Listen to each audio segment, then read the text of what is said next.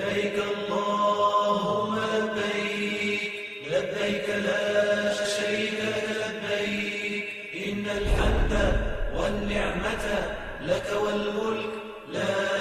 شريك لك لبيك اللهم لبيك لبيك لا شريك لك لبيك. السلام علیکم ورحمۃ اللہ وبرکاتہ. ناظرین کرام، حج تربیتی پروگرام کے ساتھ میں حاضر ہوں. تو آج کی ہماری اس نشست کے اندر ہم حج کی تیاری کے حوالے سے دوسرا مین پوائنٹ جس کی طرف میں آپ کو توجہ دلاؤں گا، وہ بات کہ جس کی وجہ سے ہماری حج کے اندر زیادہ رغبت ہوتی ہے اور جس فضیلت کا ہمیں علم ہوتا ہے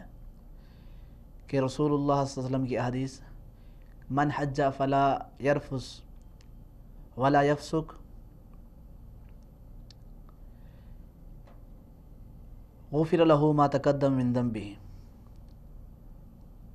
کہ جس نے حج کیا نہ اس نے فحش گوئی کوئی کلام کیا، نہ غلط حرکت کی،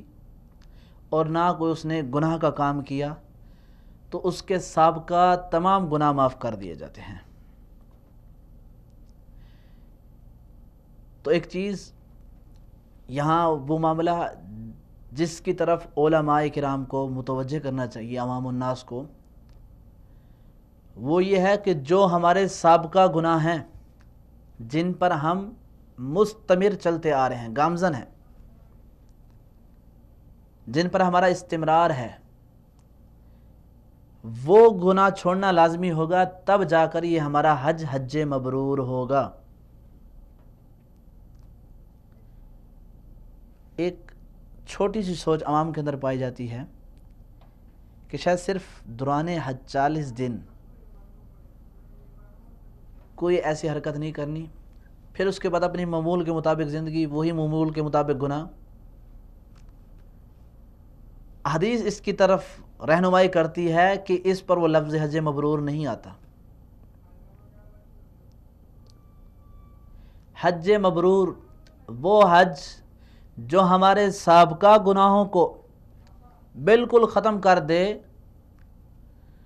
اور جس طرح حدیث میں کیوم ولدت امہ، ہم ایسے لوٹیں گناہوں سے پاک صاف ہو کر جس دن ہمیں ہماری ماں نے جنا تھا، یعنی بالکل کوئی گناہ نہیں. جو گناہ ہمارے سابقہ تھے، جو ہم کر رہے تھے، ان گناہوں سے پکی توبہ. پھر اس کے بعد ہم نے حج کا فریضہ ادا کرنا ہے، دوران حج کوئی گناہ نہیں ہونے دینا، اور بعد کے اندر بھی یہی ارادہ ہے. ایک انسان ہے، خطا ہو جاتی ہے کبھی کبھار، وہ ایک علیحدہ بات، لیکن ایک گناہ ایسا ہے کہ وہ پہلے بھی اس میں اسمرار تھا، صرف وہ اپنی طبیعت پر سختی کر کے وہ کہتے ہیں 40 دن کے لیے میں اس گناہ سے رک جاتا ہوں. تو ایسی صورت میں وہ کہے کہ مجھے حج مبرور کا ثواب ملا ہے، یہ کہنا مشکل ہے. اور اس بات کی نشاندہی احادیث کرتی ہے، یہ میری بات نہیں ہے. صحابہ کرام رسول اللہ صلی اللہ علیہ وسلم سے پوچھنے لگے کہ جو کام ہم نے جاہلیت میں کیے تھے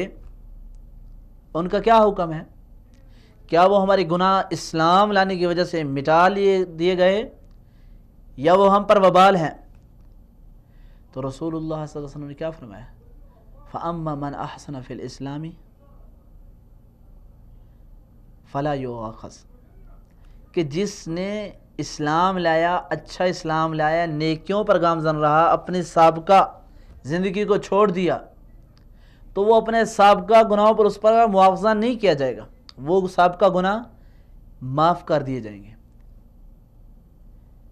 لیکن ایک شخص وہ اسلام لے کر آیا، لیکن وہ جو اس کی روزمرہ کی زندگی تھی، معاملات تھے، وہ اسلام لانے کے باوجود ہی اس کے اسی طرح باقی ہیں، وہ ان کو نہیں چھوڑنے لگا. شراب پیتا تھا، وہ اسلام لانے کے بعد بھی وہ شراب کا عادی ہے، کہتا ہے میری مجبوری ہے میں پیوں گا. غلط کام کرتا تھا، کہتے میری مجبوری ہے میں کروں گا. اسلام لایا ہوں، ہاں غلطی ہے کرتا ہوں، تو نہیں. تب اس کے جو اسلام لانے کے بعد گناہ ہے ان کا بھی، یہ صحیح مسلم کی روایت ہے،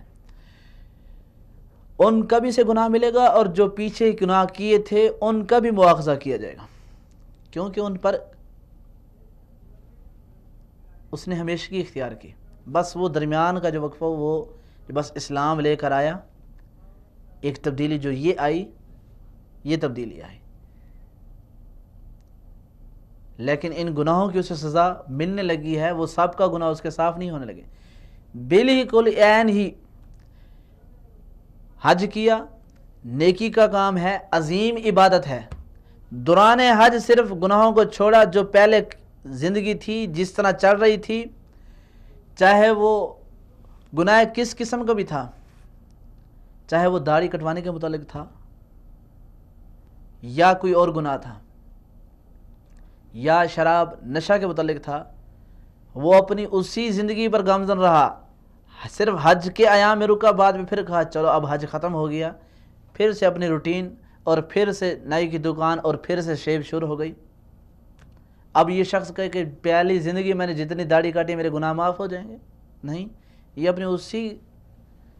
گناہوں کی ترتیب پر اور باقاعدگی سے گناہ کرنے پر ڈٹا ہوا ہے، تو اس کے لیے فضیلت حاصل کرنا، دوسری حدیث کہتی ہے اس کے لیے نہیں۔ تو اس لیے میرے بھائیوں، حج مبرور، فضیلت جو حج کی بیان کی گئی، اس کو حاصل کرنے کے لیے جب ہمارا قرآن نکل آئے حج کے اندر، ہم حج کا ارادہ کر بیٹھیں، حج کے لیے نکلیں، تو جتنے گناہ ہیں اللہ سے پکی اور سچی توبہ کرے کہ اللہ آئندہ میں کام نہیں کرنے لگا۔ جو شخص داڑھی نہیں کاٹتا اور اس نے داڑھی رکھی ہوئی ہے، وہ داڑھی رکھے اسے، یہ نہیں کہ حج کے ایام میں داڑھی کچھ بڑھ گئی تھی، آیا اور پھر بہترین سے شیو کر لی، نہیں، بلکہ وہ پکی توبہ کرے کہ میں آئندہ داڑھی نہیں کرنے لگا۔ کسی اور گناہ میں پڑا ہوا تھا تو پکی توبہ کر لے کہ میں گناہ نہیں کرنے لگا۔ ایک ایک انسان بھول جاتا ہے، شیطان ورغلا لیتا ہے، وہ علیحدہ معاملہ ہے، لیکن ہر انسان کو پتہ ہوتا ہے اپنا کہ میں یہ داڑھی چھوڑنے کی نیت کر رہا ہوں، یا صرف وقتی طور پر چھوڑ رہا ہوں، مہینہ ڈیڑھ گزر جائے گا، پھر ایسا ایسا ایسا ایسا ایسا ایسا ہوتے چہرے کے ساتھ لگ جائے گی۔ تو ہر انسان کو اپنے ارادے کا پتہ ہوتا ہے، اور اللہ رب العالمین اس کو اس کے ارادے کے مطابق اجر دے گا۔ تو اس لیے اس معاملے کی طرف توجہ دینا یہ علماء کرام کا حق بنتا ہے کہ صرف وہ گناہ حج کے دنوں میں نہیں چھوڑنے، بلکہ آئندہ زندگی کو بھی تبدیل کرنا ہے، تب اسے یہ حج کی فضیلت حاصل ہونے لگی ہے۔ اور تیسرا معاملہ جو حج سے پہلے جس چیز کی تیاری ہم پر لازم ہے، ضروری ہے، ایک عام نوجوان، ایک عام شخص سمجھتا ہے میں میڈیکل بالکل فٹ ہوں، مجھے کوئی پرابلم نہیں ہے، لیکن جب یہاں آتا ہے، یہاں کا گرم خشک موسم،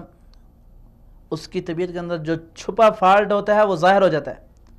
اور وہ عبادت اچھے طریقے سے نہیں کر پاتا۔ تو اس لیے چاہے کسی کو بیماری ہے یا نہیں ہے، ایک ہے حفاظتی ٹیکے حکومتی سطح پر، وہ ایک اور چیز ہے، ان کے علاوہ اپنا میڈیکل چیک اپ، اپنا شوگر چیک اپ، اپنے خون ٹیسٹ، جو موٹی بیماریاں ہیں جو گرمی کی وجہ سے، خشکی کی وجہ سے، خوراک کی چینجنگ کی وجہ سے، پانی کی چینجنگ کی وجہ سے خطرہ ہے، وہ کرائے، اور بالکل صحت کے طور پر اپنی صحت کو مطمئن ہو کر آئے۔ کوئی چیز ہے تو اس کا پہلے ہی علاج کر لے، اس میں لاپرواہی نہ کرے، بجائے اس کے اس لاپرواہی کا پھر کیا نتیجہ نکلے گا کہ یہاں اپنی حج کے ایام کے اندر انتہائی سستی اور لاپرواہی برتی جائے گی، اور پریشانی کی حالت میں یہ فریضہ ادا کیا جائے گا۔ تو جب عبادت کرنی ہے تو بالکل راحت کے ساتھ کرنی ہے، کسی قسم کی پریشانی نہ ہو۔ تو اس لیے تو رسول اللہ صلی اللہ علیہ وسلم نے فرمایا کہ اگر نماز کا وقت ہو گیا ہے اور انسان کو پیشاب کی حاجت ہے، تو وہ پہلے اس حاجت سے اپنے آپ کو خلاصی کرے، پھر نماز کی طرف نماز مطمئن ہو کر پڑھے۔ تو اس لیے میرے بھائیوں، عبادت اطمینان سے کرنے کے لیے اپنی صحت کا خاص خیال رکھنا ہے اور اس کے لیے پہلے سے چیک اپ کرانا ہے، اور حج مبرور حاصل کرنے کے لیے ہم نے گناہوں کو ہمیشہ ہمیشہ چھوڑنے کے لیے اللہ رب العالمین سے سچی توبہ کرنی ہے۔ اسی کے ساتھ ہم اجازت چاہتے ہیں۔ اللہ حافظ۔